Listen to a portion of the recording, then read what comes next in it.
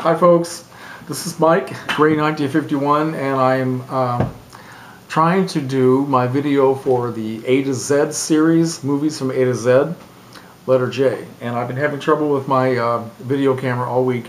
I've tried to do this something like 4 times, and every time I do something goes wrong. And so I'm hoping I got everything fixed now, and we'll see. Anyway, so I've been talking about this movie so much that I'm almost completely sick of talking about it. So I'll probably keep this relatively brief. Relatively brief. Yes. All right. J stands for Johnny Guitar. Johnny Guitar, a 1954 Western. It is a Joan Crawford movie. Notice I did not say it's a movie starring Joan Crawford, but it's a Joan Crawford movie. Totally different concept. All right. So this is a very unusual Western. Directed by Nicholas Ray, who was a very intense director of some very intense films, like In a Lonely Place with Humphrey Bogart, Rebel Without a Cause with James Dean, and Bigger Than Life with James Mason. Very good American director. So let me give you the plot of the film, and I've read this 1,000 times to myself. By the way, this video that I have here is a bootleg. I bought this at a convention years ago, probably a Star Trek convention. And I think what they generally do with these is record them off of VHS tapes. So the color is rather garish. It's filmed in something called True Color, which they had at Republic Studios where this was filmed. And the print's not bad. I mean, it's watchable, but it's not the best. I went out last night at Barnes & Noble and I ordered the commercial release of this, because this is a good movie. I'd like to have it in pristine condition. Okay. So let me read you the plot off the back. It'll be a lot easier. Joan Crawford plays a character called Vienna. All right? How's that for a first name? Vienna has built a saloon outside of town. And we're talking the middle of nowhere in Arizona. We're talking rocks, sand, wind, okay? And she hopes to build her own town once the railroad is put through. But the townsfolk want her gone. The townsfolk meaning the people who are cattlemen, and don't want fences put up and don't want any farmers to come in, and also the banker, the town banker. Now the town banker has been killed, and his sister, Emma Small, played by Mercedes McCambridge, has inherited the bank, and she hates Vienna and wants her out. Okay, when 4 men hold up a stagecoach and kill a man, that's the banker, the town officials, led by Emma Small, come to the saloon to grab 4 of Vienna's friends, the dancing kid, played by good-looking cowboy actor Scott Brady, and his men, played by not good-looking Ernest Borgnine, also Royal Dano and Ben Murphy.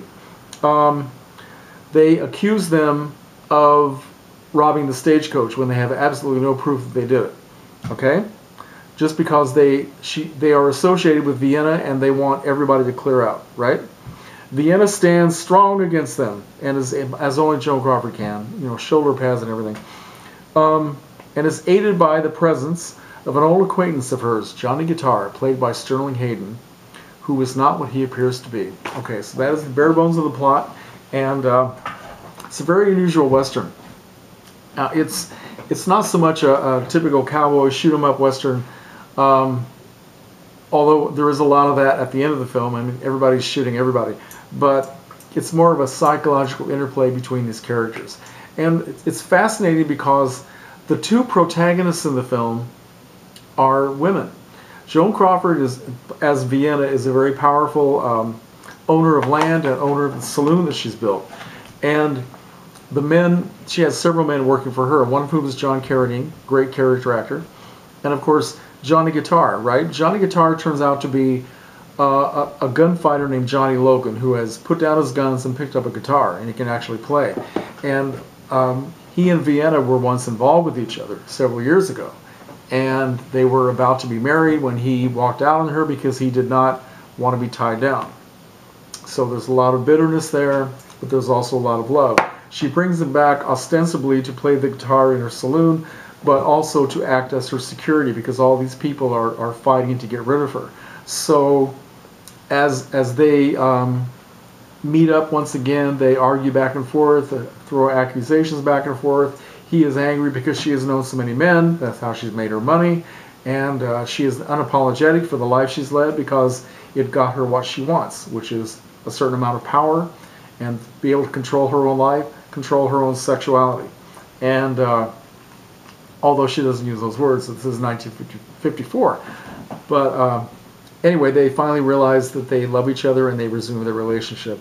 Meanwhile, Emma has been involved with the dancing kid, played by Scott Brady, and the dancing kid is not happy that this new man has entered their lives. So there's a lot of conflict going on, and the main conflict, as I said, is between the two women. Emma Small, as played by Mercedes McCambridge, is a woman who is afraid of her sexuality. She is very repressed, and she is also in love with the dancing kid, and he knows it, and he teases her, and she hates Vienna because Vienna is a sexual creature who enjoys sex, and men pay attention to her, and they don't pay attention to Emma. And Emma feels that if she gives in to her desire for men, she will lose her power. As Vienna describes Emma during one scene with Johnny Guitar, she says, the dancing kid makes Emma feel like a woman, and that frightens her. So Emma is sexually repressed, and it's driving her crazy.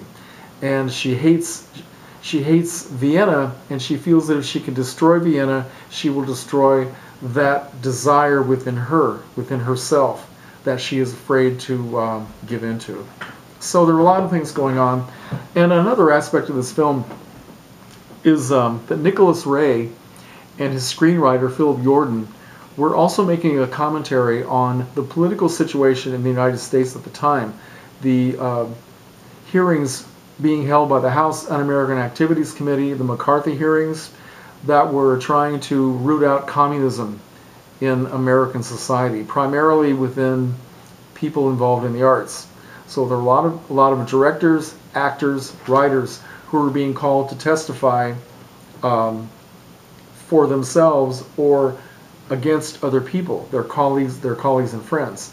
And a lot of them were coerced to lie about their friends and their colleagues. And a lot of them went along with it mainly because they were afraid that if they didn't, they would be in trouble themselves. And the result, it was an ugly time in American history. And the dialogue and what goes on in the film, these townspeople, headed by not just Emma, but also Ward Bond, a great Western actor from cinematic history. He is the head of the cattlemen. He owns a lot of open land. He doesn't want people coming in. He doesn't want the railroad. He doesn't want farmers. He doesn't want fences put up. They don't want their way of life threatened. And they see Vienna and her friends as, threatening the way of life that they understand. So they will do anything to get these people in trouble. There is a bank robbery in the film. Vienna has absolutely nothing to do with it, and the people in the bank know that. But when Emma comes to find out what's going on, she coerces her workers to testify that that Vienna was actually involved. So it was the kind of thing that was going on in American life and politics at the time.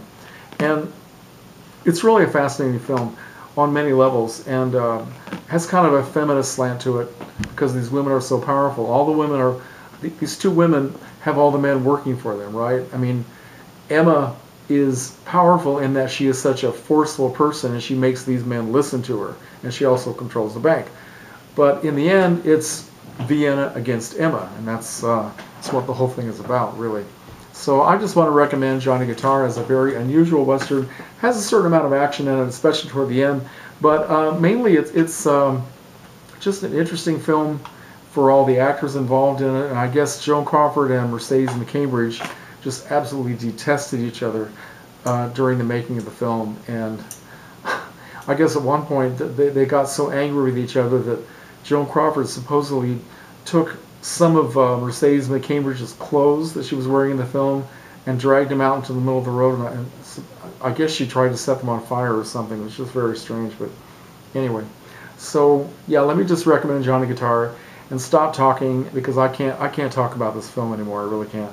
But I do like it. And I'm going to see if this will actually work. So it's Sunday night, and it's almost time for letter K in the A to Z series, and I'm just now doing this. So once again, I apologize for being late. Okay, see you later.